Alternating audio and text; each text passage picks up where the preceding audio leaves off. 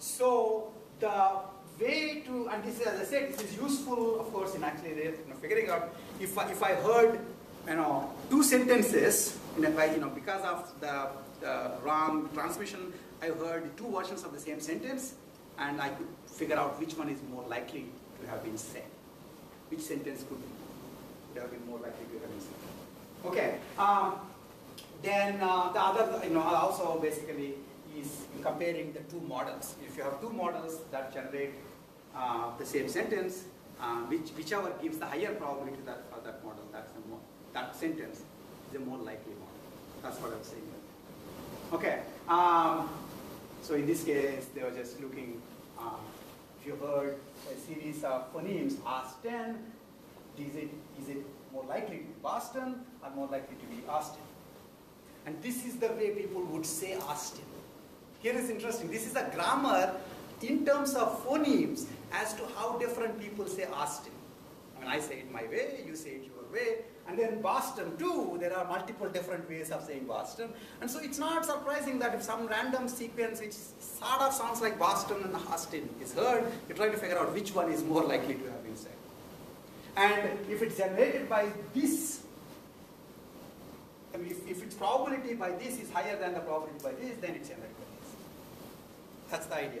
Now notice here that the grammars here are in terms of the phonemes for the individual words. So we're just drilling down to lower and lower levels. And so that too is used in HMMs. Okay. Let me see, did I show you an example? It's okay. Yeah. In that case, do we need to confirm if the start state and the end state should be always same, because you can never come back to this graph if the starting letter is D. No, we are talking about phonemes here. We are not talking about you are in English, right? English, you don't have to pronounce anything. Just because the word letter B is there, it doesn't mean that you have to actually say B. Okay, so you're talking about just the phonemes. And then, so again, these are the issues. Most likely sequence also, if I have multiple sequences that could have been said, so Vice President Gore or Vice President Gore, you heard one of these. Which one is more likely to have been said, given the grammar? And hopefully your grammar will say this is more likely than this. Okay? Yes? So this would be really useful in phone recognition systems. And they're trying so if they're expecting you to say a month or something, yeah, then they know what the set is and they just guess. Exactly. Yes. HMMs were actually used very highly in speech recognition. If you look for hidden Markov models on Google Scholar, the paper with ton of citations is a paper by Rabiner. Rabiner basically was a speech recognition guy from AT&T Labs. So that's where they were used a lot. So here is a dumb way of doing it. Let's get this going. Okay. So if I have given you a sequence of observations and you're trying to figure out how likely is that sequence of observations to be generated by an HMM, notice that they are not states. If they are states, it's just a simple multiplication. But the fact that if they are states, it's only a simple multiplication tells me a way of doing it, which is first figure out all possible states. If my sequence is of length t, first figure out all possible state sequences of length t. Compute the probability of each of those state sequences, because you know how to do it.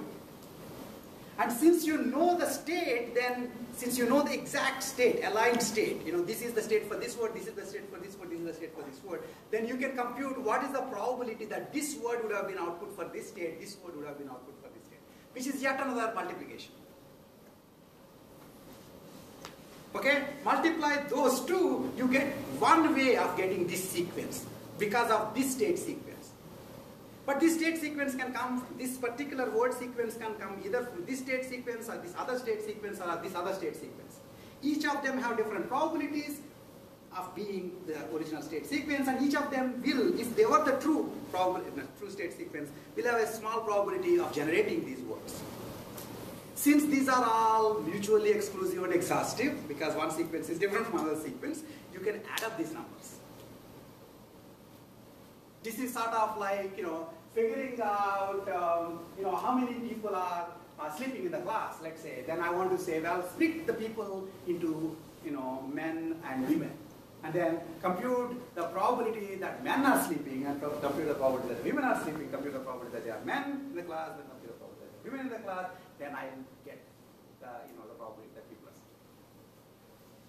Right? That's what I'm doing here. Now read this carefully. Basically, this is like the obvious idea. You should at least understand this.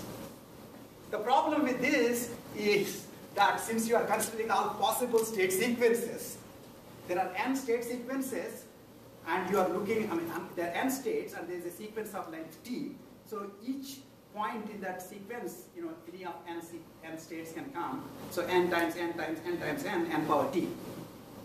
And once I give you a state sequence, computing the probability of the words given that state sequence is yet another t multiplications. Right? Okay? So essentially it's of the order of t times n power t. That's the computation cost of figuring out the likelihood of a sequence of words, a sequence of observations given the HMM. Now obviously if this was the best algorithm, we wouldn't be talking about it, especially since, especially since you're supposedly using this, on large scale for information extraction tasks. The interesting thing is because of the Markov property, you can use dynamic programming techniques. And because of that, you can go directly from t times n power t to t times n squared. If I just showed you t times n squared, you'll be greedy and say yn squared, y naught n, y naught log n, y naught log n. But if I show you n power t to begin with, then you say, my God, I just dodged a bullet. Because I would have been spending time figuring this out. Okay, so there is a nice algorithm that you can write using dynamic programming techniques that will compute this important. That's useful. Okay, the second question is most likely state sequence. That is, if I just give you the sequence of observations, you want to compute what is the state sequence that would have been the most likely state sequence given these observations. Okay, obviously this problem is sort of related to the probability of states, because in one way you can do this is again compute all state sequences and compute for each of the state sequences how much probability will this particular sequence of words have with respect to that state sequence, and pick the one that gives the maximum probability for the observation. And that would be the state sequence you want. Once again, using Markov property, you can do this in n squared. That's the Viterbi decoding part. Okay, so you're computing only the state sequence. So you're computing the one state sequence. In some sense, this problem, so here, example here is if I have something like John gave the dog an apple, I'm trying to figure out that the best parse for it with respect to this grammar is that this is that this is noun, proper noun, verb, and so on. That means if this was the state sequence, this would have been proper. This is the most likely state sequence. This is the highest likelihood that this is a sequence which would have generated this particular set of words. Okay? So remember that that would take into account the probability of the state sequence itself times the probability that this state sequence will generate this. This is a computation we did earlier, except you also added up numbers across state sequences in the previous case. Here I just want to do a max on the state sequences to figure out the most likely state sequence. So not surprisingly, if that thing can go from n power t to n square, these two can go from n power t to n square, because it's just a max operation on that same problem. And this is the problem that's called Viterbi decoding, and this is the one that you're most interested in some sense, for information extraction. Because really what you wanted to do is, given a sequence of words, figuring out what states would have generated those words. Given a sequence of words, I should be able to say, for example, this is the first name, last name, address 1, address 1, address 1, address 2, address 2, address 2, city, and so on. Okay? And so, using that, you can then compute, essentially, in one fell swoop, you are classifying all the words into their labels. Such that, one of the interesting things is, the most likely label for a single word might be different from its label in the most likely sequence. As I'm speaking, you could have sworn that the second word I said sounds like vice president. Vice, B-I-C-E. That's the highest likelihood that my second word I just said is vice. Okay? But then the most likely sequence of words I said is vice president. So you are not trying to figure out what did people say, as the fourth word and fifth word. You're trying to figure out what is the sentence they said. Okay? And so once again, in trying to decide the sentence, you actually have to care about the constraints coming from the neighbors. And that's where the collective classification comes. Right? Because it's not just, I'm not trying to classify just this word in isolation. This word in isolation is more likely to be biased than anything else. But this word in conjunction with all these other words is more likely to be wise. And the same thing for titles. And, titles of papers or address labels or whatever. Right? For example, bishop, is it a name or a road name?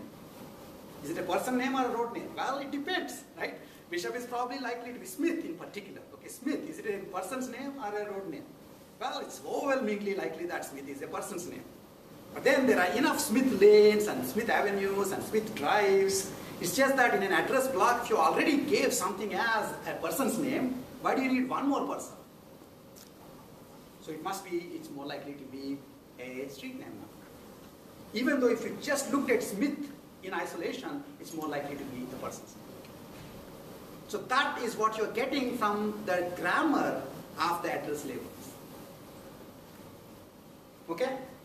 So the last thing that we care about, and I already mentioned this, so I won't go into too much detail on this, is how do you learn this structure, this grammar that you came up with. The assumption nowadays is you essentially, first of all, somebody has to come up with the FSM model. I showed that ugly state transition diagram for the labels, for the paper titles. You have to come up with it. You have to come up with the topology. But I could use learning to figure out the transition probability. Okay, and as I mentioned earlier, it becomes easiest if the learning is done on completely labeled data. That means your training data not only has addresses, but the addresses are split into this is the first name, this is the last name of the person, this is the street name, this is the house number, this is the city name, and this is the zip code. Once I have done that, then essentially I have something like this. So I have not only data, John had the apple, a dog bit Mary, etc., but I also labeled them. That the red ones are determinants, the greens are nouns, the blacks are proper nouns, and the pinks are verbs. If I did this, now I have labeled data, and now computing the probabilities is just supervised learning. It's just like an I-based classification learning, where you compute these kinds of ratios.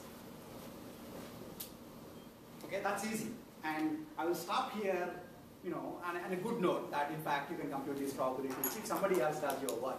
Although I would wonder why somebody did this much and didn't do this, right? Why did not they do the ratio also? And why not just give you the numbers also, okay?